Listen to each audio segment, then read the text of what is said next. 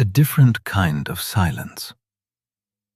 Tonight, we return once more to the quiet streets, but something has changed. The same neighborhoods, the same dimly lit rooms, the same careful conversations, and yet there is a new presence, unseen, unheard, patient. In the mid-20th century, as the influence of organized crime quietly spread across cities like New York City and Chicago, another system was slowly forming. Not in secrecy, but in determination. This was the work of the Federal Bureau of Investigation. And unlike the Mafia, their power did not come from silence. It came from listening. A slow beginning. At first, organized crime was not fully understood.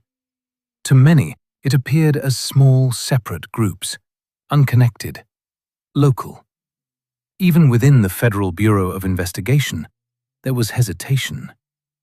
For years, its director, J. Edgar Hoover, was slow to publicly acknowledge the scale of the Mafia. But quietly, things were beginning to change. Agents on the ground, in cities and neighborhoods, started noticing patterns, connections, names that appeared again and again, and slowly, a clearer picture began to form.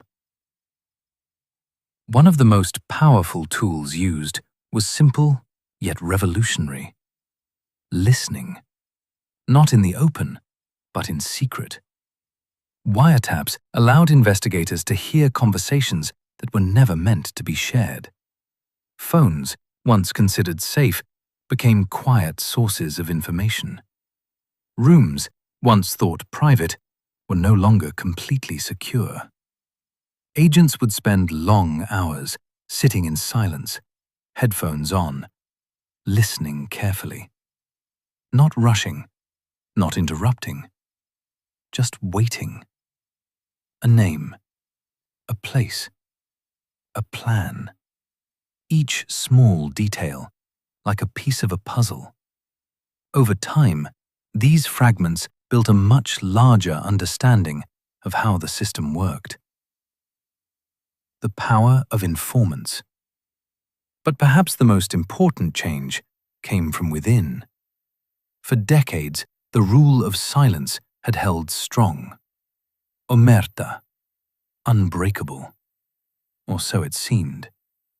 Then, slowly, something shifted.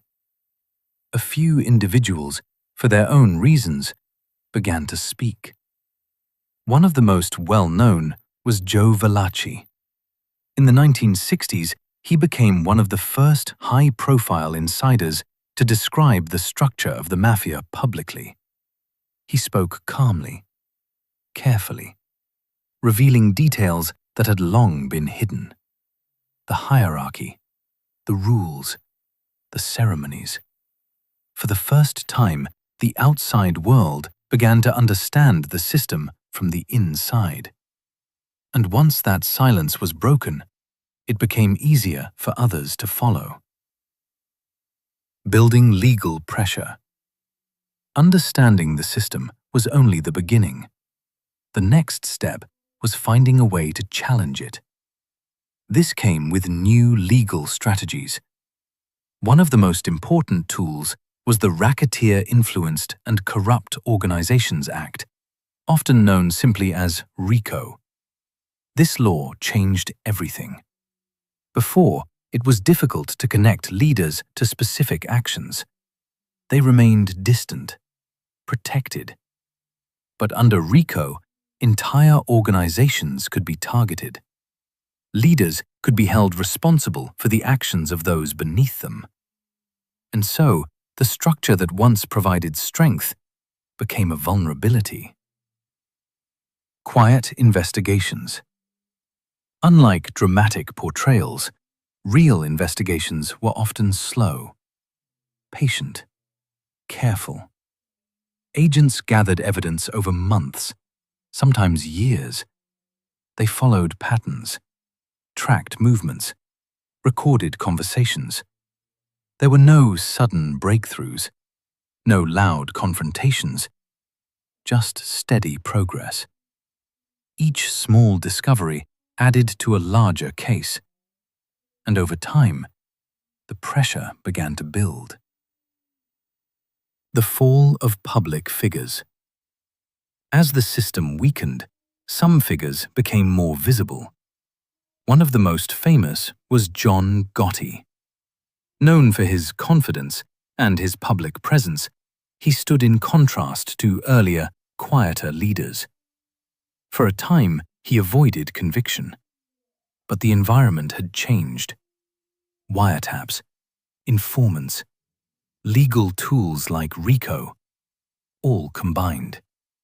And eventually, even powerful figures could not avoid the growing weight of evidence.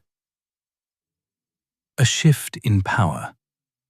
As more cases were brought forward, the balance began to change. The Mafia did not disappear, but its structure weakened. Trust became harder to maintain. Silence, once absolute, became uncertain. And with each new investigation, the system lost a little more of its quiet control. A calm reflection. And now, as we step back once more, the story softens. The tension fades. What remains is a quiet understanding that even the most secret systems can change. That silence, though powerful, is not always permanent. And that patience, careful observation, and time can slowly reveal what once seemed invisible. The quiet watchers. Somewhere in a quiet room, an agent listens. A recording turns softly. A notebook rests on a desk. Outside, the city moves as it always has, unaware, unhurried. And as the night deepens, the work continues. Slowly, calmly, without noise, without rush. And as you rest, let the stillness settle in.